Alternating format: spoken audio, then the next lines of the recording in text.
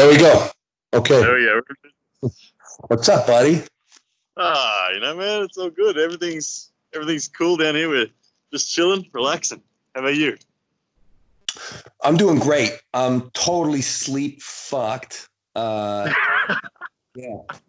I just got back from Dubai maybe an hour or so ago. Johnny just dropped me off. So wow. I'm officially in quarantine for 2 weeks. It's so fucking crazy, dude. Jeez. What the hell is happening with our world? Oh man, it's full crazy. Yeah, in Melbourne, you should see what's going on in Melbourne, man. Like they're 100% locked down, and like you get arrested if you leave your house at the moment down there. It's crazy. Man, I need to make a shirt that says infected and just stay away from But anyways, so I was out for a walk, and Ryan, I love you. I think you're a super smart guy, and I really like how much you love arm wrestling, right? So I was like, whatever the system is, it's always changing, right? Yeah. Like the future is not the current, right? Sure.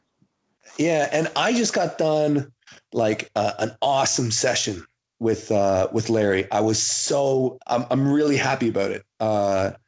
He's way better than I thought he was. He legit loves it. I think the crazy thing is now, I feel as arm wrestling, we've really made it. I feel like, man, people you see, Sarah was with Steffi and that crazy nun girl. But then I was thinking, what is the really beautiful parts of the sport? Because, a lot of the sport is about beauty, right? Mm-hmm.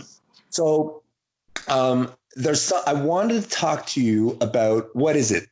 Steaming potatoes or mashing eggs or... Yeah, steaming eggs, man. Steaming eggs. Talk to me about steaming eggs. Steaming eggs came out. Jordan and I, for 4 years, when we did table time every day. A lot of people would ask us, how on earth are you doing that? Our steaming eggs thing, the name steaming eggs came about, we just wanted to do a 10-minute timer. And my phone, when I put it on a 10-minute timer, the default setting was steaming eggs. So it was my phone that named it for us. But the physical goings on of what's actually happening is just, there are no hard counters. Absolutely no hard counters. We agree. Counter, but what do you mean when you say hard counter? Okay, you're never allowed to be stronger than someone. You can only counter somebody. You just can't just crush them. Yeah, you're not allowed to be stronger ever. And so we agree on a balanced pressure, and it can range from 30% up to 80%. And we just stay at that same pressure, and then we manipulate our movements, and it's basically becomes a game of cat and mouse chasing each other's lactic acid. And whilst chasing each other's lactic acid, you discover so much about how to move. Right. And so that's really it. And it's great for rehab. It's great for technical awareness. Like for me, it's all. I say to the new guys that I show that to, you will learn things doing that more than you can imagine. You can't comprehend those sorts of pressures when you're at max effort. But when you scale it back, you feel things that you just would have missed otherwise. Yeah.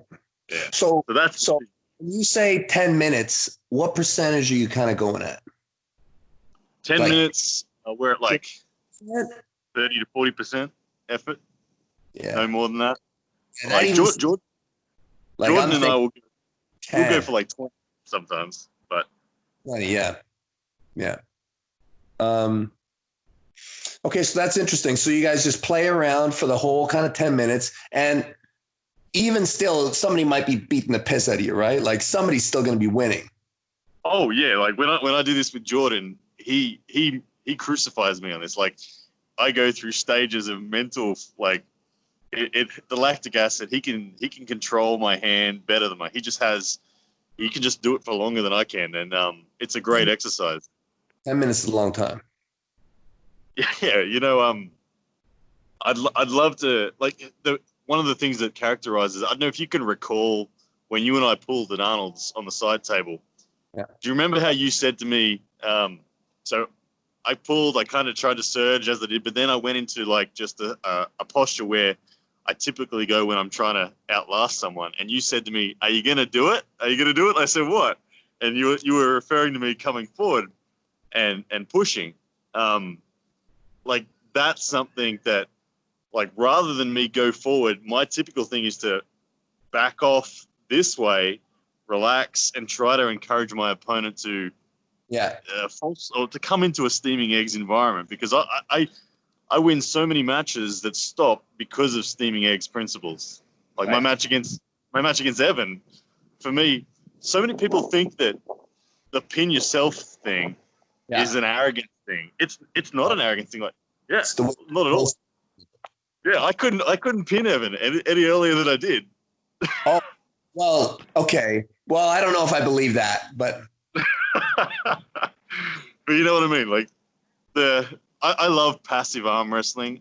To me, I feel like I only have 10 seconds worth of active effort to exert in going for a pin. So I use like maybe 2 seconds of that active effort to get into the match, and then I go into passive mode, and then I save that other 8 seconds for either when I'm about to lose or when I'm going for the kill. And the longer you play the passive game, the easier the kill becomes. If you're in an efficient position. Yeah. Get in the fingers, right? There's efficient positions on the inside too, for sure. We do a lot of that too here as well. That's why I wanted to talk to you about it, like, because we have, but I find we're doing more of it now than ever. And it's just, and it's safe too, right? Like, it's really safe. Well, the entire Brisbane club is built on the back of that now. Like, our whole hierarchy from the top guys to the newest guys are all doing this kind of arm wrestling, and man, when you watch someone start out that way, they move so well, and they become great arm wrestlers so quickly. And it's safe. That's how Jeff Slater and I started. He was all messed up, hurting, and I'm like, no, we'll just go super slow. Yeah. So 10 minutes. So, like, and here's the thing, like, so for me, there's competitive arm wrestling, and that's a thing. Competitive arm wrestling. They say, don't move, ready, go, and we do everything we can to win, and it's awesome. But there really is a division between competitive arm wrestling and arm wrestling as a whole, like as a greater thing, right? And steaming eggs is I think that it's important that people realize that, when you practice arm wrestling, it's not competition, right? And, there's a lot of, anyways, so I don't think a lot of people know about steaming eggs. I don't think, and I wanted to point people. No, I appreciate it. I feel like it's, like I said, it was actually a principle that I can't remember if I literally directly got it from you, but it was your visit in 2014 that set Jordan and I up on how we trained, and so I think it was whether it was directly or indirectly, it was the study of the way you move that made Jordan and I search like that. And we just discovered that we couldn't search at high effort. You have to ramp it back down to be able to search. It's interesting. We've started our stuff now is getting really trippy. Like, you got to train again with us. It's, I don't know. Some nights it gets kind of weird. Like, we will be fighting like much farther away from each other than usual. So we don't start the steaming eggs process from a grip. Like, we'll start steaming eggs like 2 feet away from the table. Go. Yeah. Go. Anyway, And I saw you and Jordan doing that silly thing, and it reminded me exactly of what we're doing in our club. So I knew I had to call you. Anyways, so things are good. Tell you otherwise, or what? Yeah, man. Everything's good, man. Life's good at the moment. My shoulder's a bit on the needs a bit of work, but it's just opening up my style of arm wrestling back into really hand-based awareness. So it's all an evolution. Dallas Langston versus Brendan Mulvihill. Oh yeah, I can't wait.